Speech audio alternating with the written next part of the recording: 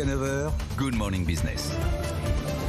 Il est 6h15 et pour comprendre ce qu'ont fait les Français hier et ce qu'ils feront dans 15 jours, rien de mieux que Make.org et Axel Daucher, cofondateur et président. Bonjour. Bonjour. Bonjour. Rien de mieux parce que c'est vrai que depuis plusieurs semaines, vous sondez, vous recueillez les propositions des Français. 1 million de contributeurs sur votre plateforme citoyenne où on peut lancer toute une série de réflexions et de propositions. En matière économique, Axel, car nous sommes sur BFM Business, qu'est-ce que vous ont dit le million de contributeurs sur cette plateforme ? Alors, en fait, il faut bien comprendre, c'est 1 million de personnes à peu près représentatives de la population française, donc ça veut vraiment dire quelque chose, qui répondait à quelle priorité pour votre pays demain. Ouais. En fait, les thèmes économiques sont très liés à une logique de géographie des marchés, bizarrement, marché au sens géographie des sociétés, c'est-à-dire que tout ce qui concerne des économies plus locales est absolument plébiscité. Donc la relocalisation notamment. Relocalisation et puis un lien avec les exportations. Par exemple, ces histoires de produits bio qui viennent de loin. On préfère du pas bio d'à côté que du bio de très très loin. Et puis tout ce qui touche aussi la souveraineté, à tout ce qu'on a vu récemment depuis la crise Covid.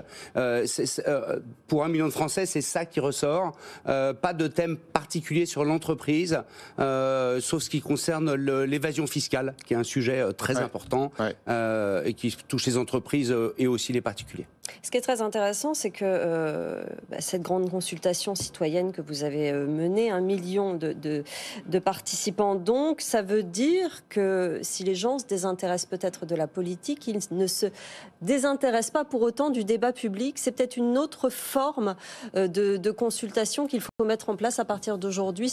On dit souvent que les jeunes se désintéressent de la politique. Les jeunes, ils ne se désintéressent pas de ces consultations citoyennes, par exemple. Alors, les gens ne se désintéressent pas du tout du fait politique. Oui. Alors là, on est vraiment dans un pays, c'est confirmé, 1 million de personnes, ça n'a jamais été vu nulle part, donc il y a, la quote-part des jeunes est respectée. Donc là-dessus, il n'y a vraiment pas de sujet. En revanche, il y a réellement une crise de confiance entre quel rapport entre mon bulletin de vote, la démocratie représentative, en fait, et puis le fait qu'il y ait des choses qui ressortent. Le premier consensus qui ressort, qui n'a pas du tout été traité dans le débat, c'est par exemple l'exemplarité des élus et le fonctionnement du système institutionnel, avec des choses comme il faut des casiers judiciaires vierges pour les élus, il faut compter les votes blancs, il faut assurer un quorum minimum lors des votes dans l'hémicycle.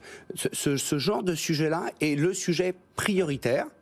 Pourquoi ? Pas parce que les gens considèrent que c'est plus important que l'environnement ou que le pouvoir d'achat, parce que les gens ne croient plus à tout le reste. Alors ce qui me frappe toujours quand même, Axel, c'est parfois le décalage entre ce que vous disent les millions de propositions et 7 millions de votes d'ailleurs sur ces propositions sur la plateforme.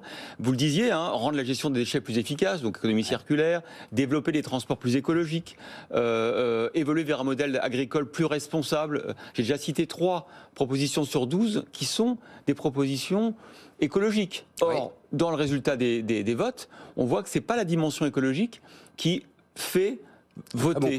C'est un très bon point, Christophe. L'écologie, depuis 4-5 ans, est devenue le sujet de rassemblement de tous les Français quand on sort de la logique partisane.